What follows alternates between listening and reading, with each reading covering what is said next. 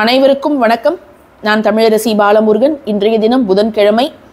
இன்றைக்கி நம்ம பார்க்க போகிற பதிவு மிக மிக அற்புதமான அட்டகாசமான ஒரு வழிபாட்டு முறை தான். அதுவும் புதன்கிழமை புதன் ஹோரையில் செய்ய வேண்டிய ஒரு வழிபாட்டு முறை அப்படின்னே நம்ம சொல்லலாம். ஏதாவது ஒரு விஷயம் நமக்கு வெற்றிகரமாக அமையணும், ஒரு வழிபாடு வெற்றிகரமாக அமையணும் அப்படின்னா நிறைய பேர் சொல்லக்கூடிய கிழமை என்ன அப்படின்னு பார்த்தீங்கன்னா புதன்கிழமை ஆரம்பிங்க, நல்ல ரிசல்ட் இருக்கும் அப்படின்னு சொல்லுவாங்க. இன்னும் சில பேர் பொன் கிடைத்தாலும் புதன் கிடைக்காது அப்படின்னு சொல்லுவாங்க. அதாவது குரு பகவானோட அருள் இருந்தால் மட்டும் போதாது, நமக்கு புதன் பகவானோட அருளும் நமக்கு வேணும் அப்படிங்கிறது தான் அப்படி மீன் பண்ணுவாங்க. புதன் பகவான் கிரகங்களிலேயே இளவரசர் என்று அழைக்கப்படுபவர். ஒருத்தவங்க நல்லா படிக்கிறாங்க, சாதுரியமாக இருக்கிறாங்க, நல்ல ஒரு பதவியில் இருக்கிறாங்க, நல்ல வாக்கு வன்மை அவங்களுக்கு நல்லாவே இருக்குது அப்படின்னா அவங்களுக்கு புதன் ரொம்ப டாப்பில் இருக்கிறாரு அப்படின்னு அர்த்தம். புதன் பகவான் வேறு யாரும் இல்லை, நம்ம சந்திரனோட புதல்வர் தான் புதன். சந்திரன் எப்படி மனோகாரகன், மன தெளிவுக்கு அதிபதியாக இருக்கிறாரோ, புதன் பகவான் அப்படிங்கிறவர் மன வலிமைக்கு அதிபதியாக இருக்கிறார். ஒருத்தவங்க மன வலிமையோட மனதில் உறுதியோடு இருக்கிறாங்க அப்படின்னா அவங்களுக்கு புதன் ரொம்ப நல்லாவே இருப்பார். இதுவே ஆப்போசிட்டாக எடுத்துக்கிட்டோன்னா ஒருத்தவங்க மனக்குழப்பத்தோடு எதுக்கெடுத்தாலும் பயம், தோல்வி வந்துருமோன்னு பயம், பதட்டம், என்ன அடுத்து செய்யறதுனே தெரியல அப்படின்னு இருக்கிறவங்க ஜாதகத்தில் புதன் எடுத்து பார்த்தீங்கன்னா அவர் ரொம்ப ரொம்ப வீக்காக இருப்பார். ஞானத்தில் சிறந்து விளங்குவதற்கு, புத்தி கூர்மையில் சிறந்து விளங்குவதற்கு புதன் ரொம்ப ரொம்ப முக்கியம். இன்றைக்கி நம்ம பார்க்கக்கூடிய வழிபாடு யாரெல்லாம் செய்யணும் அப்படின்னு கேட்டிங்கன்னா, உங்ககிட்ட இருந்து ஒருத்தவங்க பணம் வாங்கிட்டு போகிறாங்க. அதாவது நீங்கள் அவங்களுக்கு தரீங்க, பணம் தரீங்க, அவங்க கஷ்டகாலத்தில் இருக்கும்போது நீங்கள் தரீங்க, பணம் கொடுத்து உதவுறீங்க, அல்லது உங்களை நகையை விற்று வீட்டுக்கு தெரியாமல் அவங்களுக்கு கொடுத்து உதவுறீங்க. ரொம்ப இக்கட்டான சூழலில் இருக்கிறாங்க, தந்துடுறேன், கூடிய சீக்கிரம் தந்துடுறேன் அப்படின்றாங்க.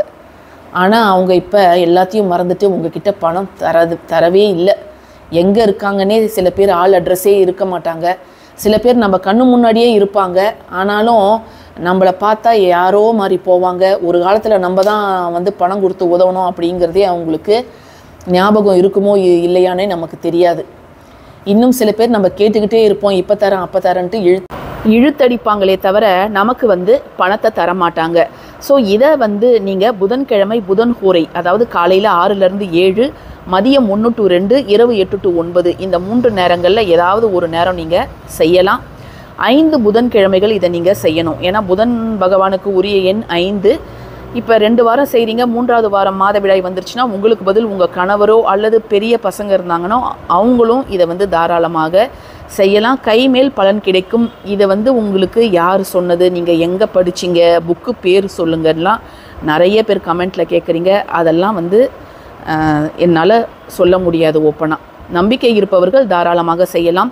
நம்பிக்கை இல்லாதவர்கள் நம்ம கம்யூனிட்டி போஸ்ட்டை போய் பாருங்கள், அல்லது கமெண்ட் செக்ஷனையே நீங்கள் நேராக போய் பார்க்கலாம். எத்தனை பேர் தினம்தோறும் எனக்கு நடந்திருக்குது அப்படின்னு சொல்கிறாங்க அப்படிங்கிறது உங்களுக்கு தெரியும். சரி வாங்க, இப்போ என்னென்னலாம் வேணும், என்ன செய்யணும் அப்படிங்கிறத பார்க்கலாம். இந்த வழிபாட்டுக்கு தேவையான முக்கியமான பொருட்கள் என்ன அப்படின்னு பார்த்தீங்கன்னா, 5 நல்ல நிலையில் இருக்கக்கூடிய வெற்றிலை. சில பேர் நம்ம வெற்றிலை அப்படின்னு சொன்னால் டார்க்காக இருக்குமே அந்த வெற்றிலையை சொல்கிறீங்களா, இல்லை லைட் க்ரீனில் இருக்குமே அந்த வெற்றிலையை சொல்கிறீங்களா அப்படின்னு கேட்குறீங்க. ஏதாவது ஒரு வெற்றிலை நீங்கள் இருக்கக்கூடிய பகுதியில் என்ன வெற்றிலை கிடைக்குமோ நீங்கள் அதை எடுத்துக்கோங்க. அதுக்கப்புறம் கொஞ்சம் நெய் வேணும், அந்த நெய் எடுத்துக்கோங்க. ஒரு நூல், அதுக்கப்புறம் 5 ரூபாய் நாணயம். புதனுக்கு உரிய எண் 5 அப்படிங்கிறதால நம்ம எல்லாமே 5 எடுத்துக்கிறோங்க. 5 வெற்றிலை எடுத்துக்கிறோம், 5 ரூபாய் எடுத்துக்கிறோம். 5 புதன்கிழமையில் நீங்கள் செய்யணும். அந்த 5 புதன்கிழமையில் நடுவில் ஏதாவது உங்களுக்கு தடங்கள் வந்துச்சுன்னா நீங்கள் அதை விட்டுட்டு அடுத்த புதன்கிழமையை நீங்கள் சேர்த்துக்கலாம். செய்ய வேண்டிய நேரம் அப்படின்னு பார்த்தீங்கன்னா புதன் ஹோரையில் செய்யணும். ஆண்கள் பெண்கள் யார் வேணாலும் செய்யலாம். ஒரு குடும்பத்தில் ஒருத்தவங்க செஞ்சிங்கனாலே போதுமானது. இதை மாதிரி நம்ம ஏமாந்த பணம்னு சொல்லும்போது நிறைய பேர் திருடு போனது அல்லது தொலைச்சிட்டேன், நான் இந்த நகையை நான் தொலைச்சிட்டேன், இந்த பொருள் என்கிட்ட இருந்து திருடு போயிடுச்சு, அதுக்கு நான் செய்யலாமா அப்படின்னு கேட்குறீங்க. அந்த மாதிரியான விஷயத்துக்கு நீங்கள் செய்யக்கூடாது. வாங்கிட்டு உங்ககிட்ட இருந்து வாங்கிட்டு அதை கொடுக்காம இழுத்தடிக்கிறாங்க இல்லையா, அந்த பணத்துக்கு மட்டும்தான் நீங்கள் செய்யணும். அது உங்கள் சொந்தக்காரங்க, உறவுக்காரங்க, அதை மாதிரி ஃப்ரெண்ட்ஸு, ஃப்ரெண்டோட ஃப்ரெண்டு அப்படின்னு சொல்லி ஃப்ரெண்டு வாங்கியிருப்பார்.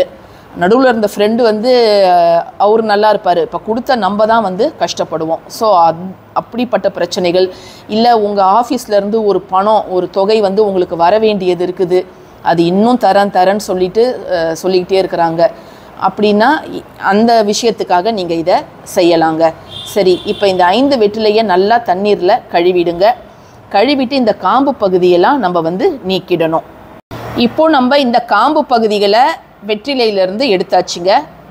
இப்போது இந்த வெற்றிலையெல்லாம் இப்படி இருக்குது இல்லை, இந்த வெற்றிலையோட மேல் பகுதியில் இந்த நெய் இருக்குது இல்லையா, உங்களுடைய சுண்டு விரல், லிட்டில் ஃபிங்கர், இதை வச்சு இந்த நெய்யை எடுத்து யார் உங்களுக்கு பணம் தரணுமோ, அது 2-3 பேராக இருந்தால் கூட பரவாயில்ல, அவங்க வந்து மிக விரைவில் என்கிட்ட வாங்கின பணத்தை கொடுத்துடணும் அப்படின்ட்டு வேண்டிக்கிட்டு இந்த நெய்யை மட்டும் இந்த வெற்றிலையில் தடவுங்க.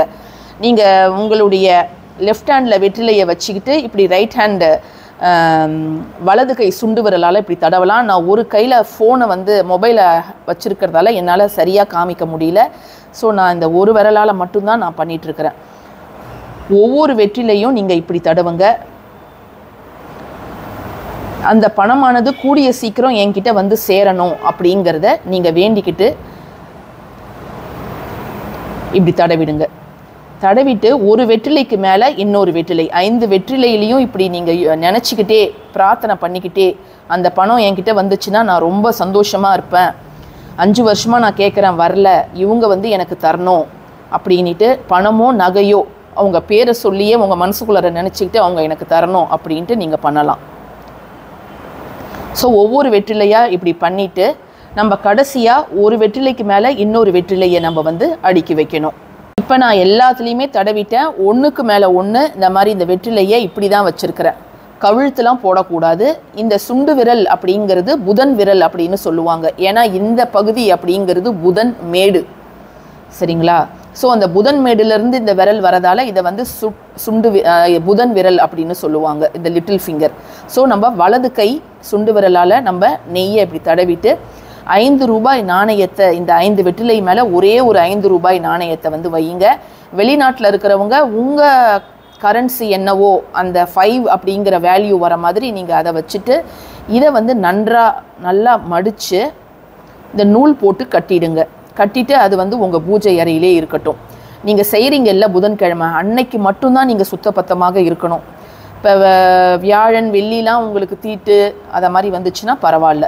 இந்த கட்டணது 5 நாட்கள் உங்கள் பூஜை அறையிலே இருக்கணும். இப்போ நீங்கள் புதன்கிழமை செய்கிறீங்கன்னா புதன், வியாழன், வெள்ளி, சனி, ஞாயிறு, திங்கக்கிழமை காலையில் இந்த 5 வெற்றிலையே நீங்கள் கால்படாத இடத்துல போட்டுடலாம். இந்த 5 ரூபாய் நாணயத்தை நீங்கள் தொடச்சிட்டு சேர்த்து வச்சுக்கிட்டு வரலாம். அல்லது நீங்கள் கோவிலுக்கு போகும்போது நவக்கிரக சந்நிதி இருக்கும் இல்லையா கோவில், அந்த கோவில் உண்டியலில் நீங்கள் அந்த 5 ரூபாய் நாணயத்தை போட்டுடலாம். அல்லது 5 வாரம் சேரும் இல்லையா அந்த 5 ரூபாய் நாணயம், அதை எல்லாத்தையும் சேர்த்தும் போடலாம். அல்லது நடுவில் நீங்கள் கோவிலுக்கு போகும்போது இந்த 5 ரூபாய் நாணயத்தை நீங்கள் கோவிலில் வேண்டிக்கிட்டு போட்டுடலாம். இதுதான் நீங்கள் செய்ய வேண்டியதுங்க. இப்போ நம்ம இதை வந்து இந்த நூல் வச்சு ஒரு முடிச்சு மாதிரி நம்ம கட்டிடலாம். இவ்வளோதாங்க நீங்கள் செய்ய வேண்டியது. இதை நம்பிக்கை இருக்கிறவங்க முயற்சி செஞ்சு பாருங்கள். பதிவு பிடிச்சிருந்ததுன்னா கட்டாயமாக லைக் பண்ணுங்கள், ஷேர் பண்ணுங்கள், நம்ம சேனலுக்கு சப்ஸ்கிரைப் பண்ணுங்கள். யாரெல்லாம் நம்ம சேனல் மெம்பர்ஸாக ஜாயின் பண்ணணும்னு நினைக்கிறீங்களோ தாராளமாக ஜாயின் பண்ணிக்கலாம். தேங்க்யூ ஃபார் வாட்சிங் திஸ் வீடியோ. நன்றி.